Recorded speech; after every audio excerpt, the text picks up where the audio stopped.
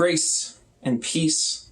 My name's Ryan. I'm the movie pastor. I'm talking today about the movie Jojo Rabbit. It's a film about a loss of faith. I should give the rest of my spiel. What I do is I watch movies with a movie pass, and I'm a pastor, so I talk about them, and I think theologically about them. And like I said, Jojo Rabbit has theological import, not in that it deals with a person struggling with God, but it deals with a person struggling with an idea, and struggling with that idea that that engages in a way that is similar to the way people struggle with God. So here we have this character of Jojo who has implicit faith, just total undying trust in the Nazi Party. He believes it wholeheartedly. He loves it. He appreciates things about it. He has an imaginary friend, Hitler. And this leads him to make the decisions that he makes in his life. It is all-consuming. It's who he is. And that's a lot of what we mean when we talk about a faith or a worldview or a religion. This person's worldview is Nazism. And he loses that faith. You know, sometimes a loss of faith can be a really, really good thing.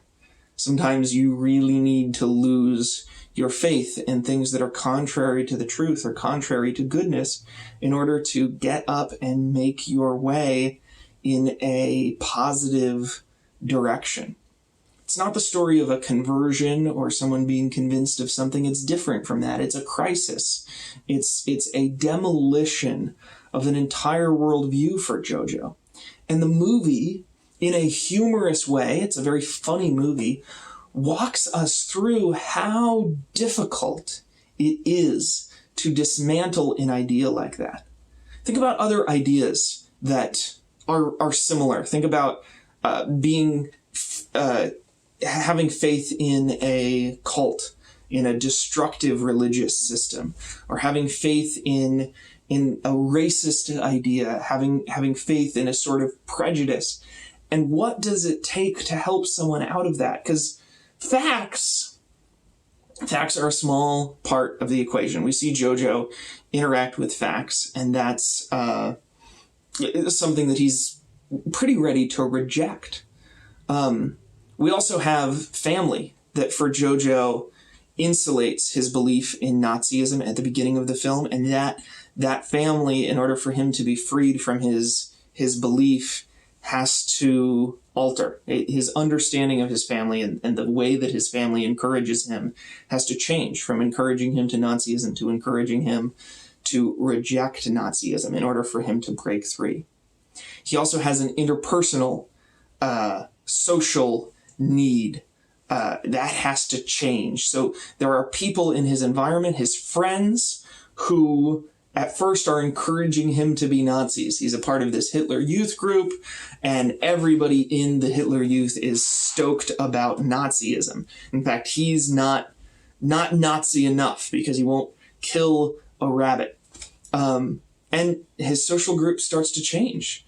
Not that all of the people he's spending time with change, but that the people from the group that he continues to spend time with begin to influence him in a different direction. And he adds to his social group. He adds, in particular, this one Jewish woman who has a unique perspective to share.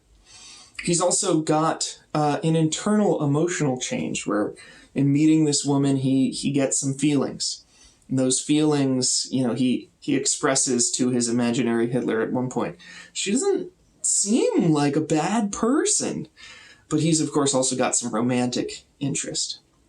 And so all of these things coming from multiple directions have to come apart in order for someone to really start to dismantle their faith.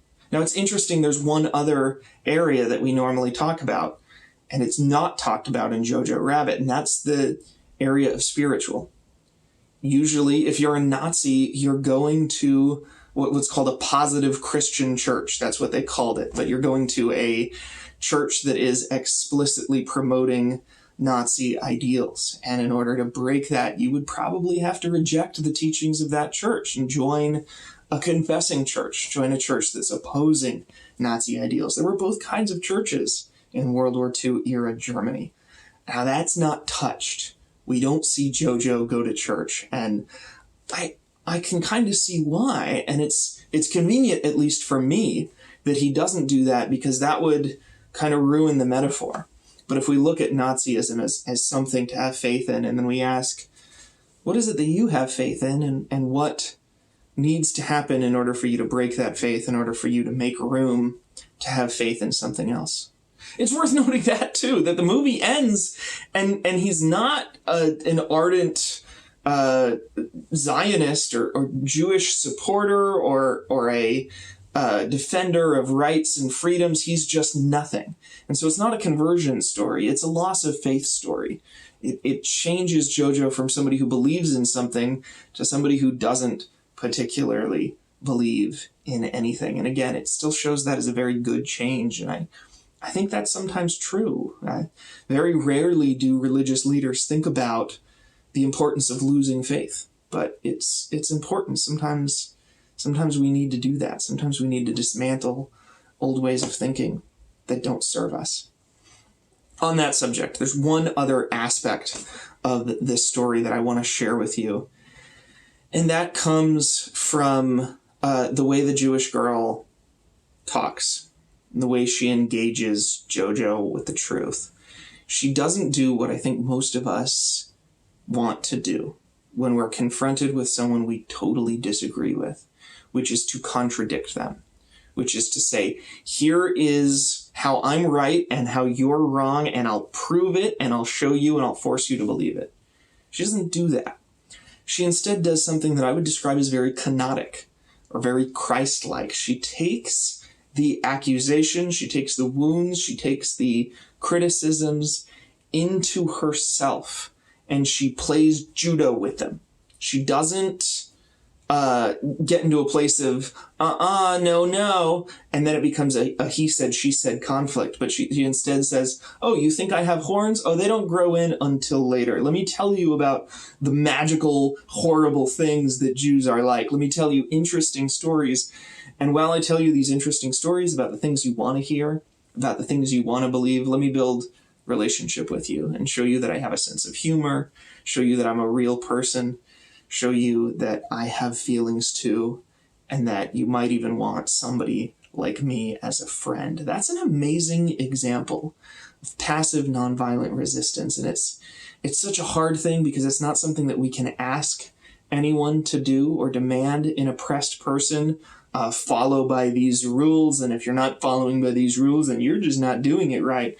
But it really, when we see it happen, I think we can appreciate it and say that's a cool way to deal in an oppressed situation, and I think it's really inspired. And I think Jesus reacts in similar ways when Jesus says things like, if somebody presses you into service for a mile, walk 2 miles. Spend that time with them doing more than they even can legally force you to do, because that puts them in a vulnerable situation when you just refuse to be defensive. But of course, it leads to problems. Jesus ended up on a cross, and many, many Jewish people died during the Holocaust. And so in the midst of all this laughter and in the midst of a positive lesson from a movie, we can't ignore the Shoah.